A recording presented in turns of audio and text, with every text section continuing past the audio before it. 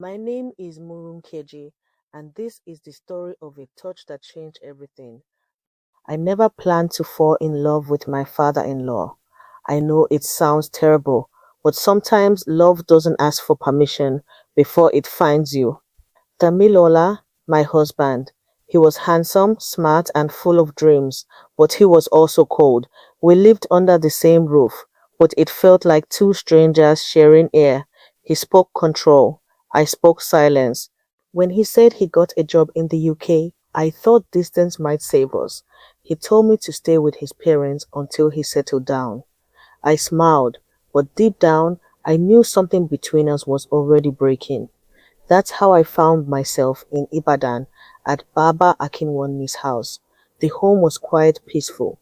Mama had been gone for years, so it was just me and him. He noticed things my husband never did. When I skipped meals, when my eyes were swollen from crying, he was kind, kind in a way I had forgotten men could be. Sometimes we talked at night about music, about pain, about losing someone you love.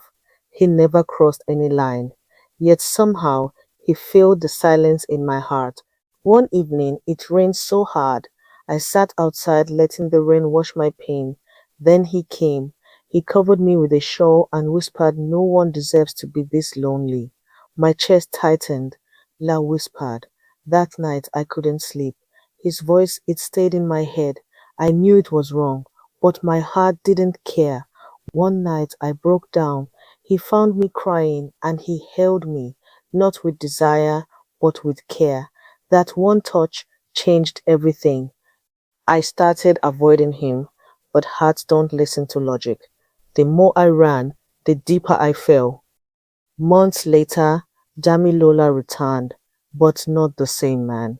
He came back with nothing, no job, no peace, no love, just anger. He didn't look at me anymore. But Baba still did. His eyes always found me, even when I wished they wouldn't. Then Damilola started noticing the glances, the quiet smiles. He began to suspect what neither of us wanted to admit. One night he burst out shouting, called me names, called me a traitor. Baba just stood there, eyes wet. He didn't defend himself. He only said softly, "I'm sorry, son." Later that night, Baba came to me. He said, "Maybe it wasn't love I gave you, Moronkeji, but peace. You deserve that, even if it came from me."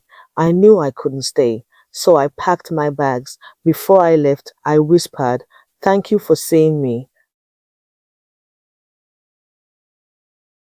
I left a note on the table. It said, "Sometimes love doesn't mean staying. Sometimes it means letting go before you destroy each other." Maybe I was wrong. Maybe I was weak.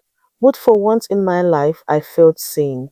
And that's something even marriage never gave me. The kind of love that hurts yet heals.